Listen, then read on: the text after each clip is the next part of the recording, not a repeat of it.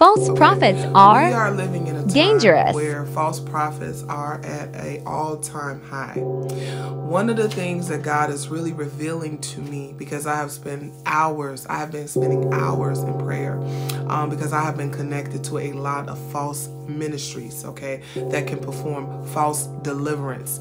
There is a increase in false prophets. And so one of the things that happens when you do not, or if you are not connected to God, the Lord Jesus Christ, what will happen is that you will begin to attract false prophets, okay?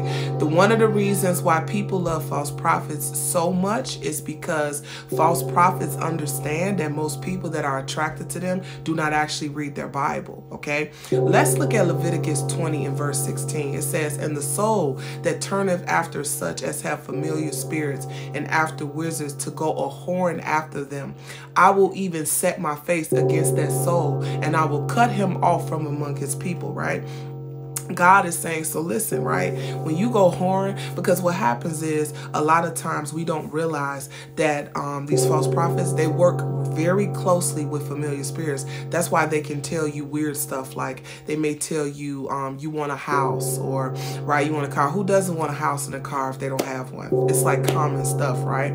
But I need you to dig a little deeper, you false prophets. I need you to understand that there's more to life than just telling someone that they're going to get a house and a car, right? But these familiar spirits are familiar spirits that are they're actually dead, of course, and we know this. Familiar spirits are assigned to family members. Familiar spirits are designed to actually go back and report to the enemy things that you're doing on the daily. These false prophets, they actually work with these familiar spirits. But notice closely to what God says here. He says to go whoring after them.